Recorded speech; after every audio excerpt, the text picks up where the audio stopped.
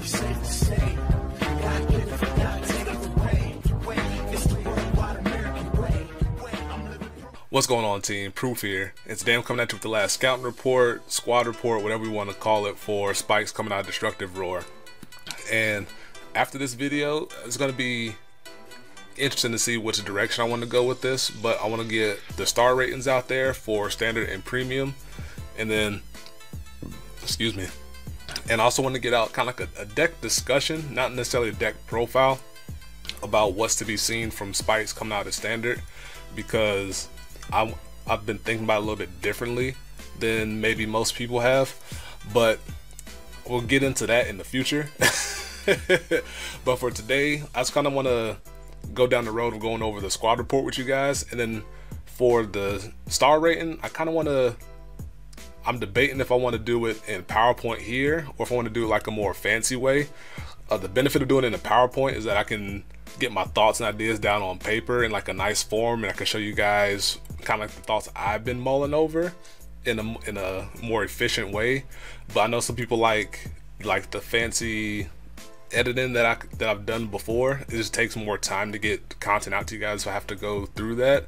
So from what I've been experiencing, you guys better appreciate something that's clean and efficient that may not be as visually appealing than for me to take more time to put out the video and have it be all dolled up. I could be wrong, but that's been my general opinion and feeling about things coming from people. So I'm gonna do it through PowerPoint, and if you guys feel differently about that before I get to doing the video, which would be sometime next week with 4th of July holiday coming up, let me know, and then we'll figure out if we can find a nice little middle ground there. But you guys aren't here for all that. You guys are here for the last squad report, so let's go ahead and hop into that. So first card we have is my boy Commander Gary Gannon, and his old effect was a nice filter coming through the Legion era when it came to looking for your combo pieces like Bad End Dragger, Bloody Ogle, Frozen Ogle, but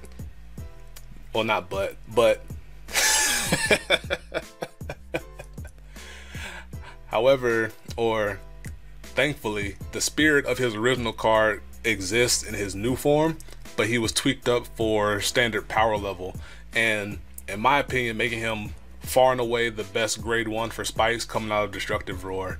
And his skill is when it boosts an attack and hits the Vanguard, when he's on rear guard of course, put him into the soul, draw 2 cards, put a card from your hand to the bottom of your deck. What this does for the clan and for the deck in general is that it allows you to put pressure on your opponent, makes them not want to get you that additional card into your hand, and also makes them want, ideally, prevent you the filter that it offers you. But in terms of that filter, drawing 2 cards and put a card back to your deck offers so much flexibility and consistency with your deck, because it allows you to dig for pieces you might need, such as the most paramount being General Safe Freed if you don't have it, or a second General Safe Freed so you can put more force circles onto across the board. It also allows you to put pieces back into your deck that you might need for General Safe Freed, like your Juggernaut Maximums, your Brackies, your Panthers, your Spike Bouncers, any other target to have an additional use of General Safe Freed. It also allows you to put triggers back to your deck if your hand is flooded with them and you want to check them later, so you're kind of okay on shield at that current moment. You can put one back to your deck and later shuffle your deck and have a chance to check that card again. It is so mobile and flexible that it's really strong, really good.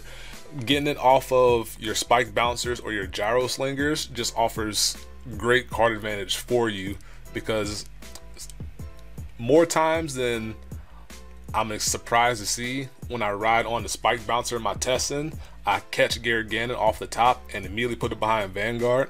So I +1 to my field for just a Counterblast Soul Blast costs, and then I can filter my deck out for 2 cards and net an additional card in my hand, which is really strong advantage for Spikes. That's very unprecedented for us up to this point. And I'm so excited to use Gary Gannon more, and I can't wait to see what it offers when it comes to premium as well, because I suspect it's going to be really strong there as well, because turns out free early skills are really strong in Vanguard. And next card we have is Bomb and Tailback, which is the new design for vanilla 10Ks. And what she offers is just being a generically decent card. And I'm going to get more into this when I go through the deck discussion video, but she might find herself a spot in the deck because of the space that we can find within it to offer for tech slots. And it's going to be really cool to see what becomes of it and other under the radar options when the deck is fleshed out more. But in terms of, it's just a generically strong card, and you can put on a 4 circle for being 20k beater, which is pretty decent. And it's all around just overly decent. I've said this like 8 times now, but having that 10k shield is really strong and flexible because she can attack for a decent number and then it protects you again. And it also makes a fairly okay Vanguard ride because it means you can still have access to your Brackies and Panthers and other things on your rear guard circles where they're much more beneficial for you. So we'll see, because there's definitely opportunity there to have Bomb and Tailback in your deck. The next card we have is Cheergirl Jamie, which is our grade 1 Sentinel, which is pretty okay, but the issue is that she exists in the same world that Cheergirl Marilyn is here.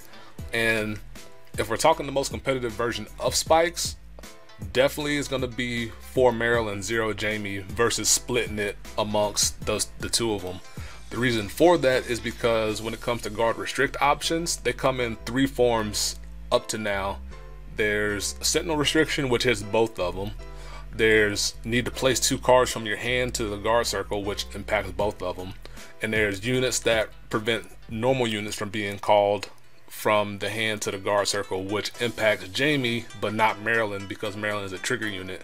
And that in and of itself, especially as premium or not standard gets fleshed out more, the chances for those forms of guard restriction go up, which makes the use of Jamie go down.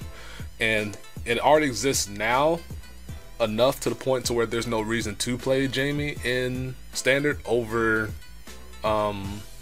Marilyn. And in premium, there's far and away better options before you even consider Jamie when it comes to your PG options.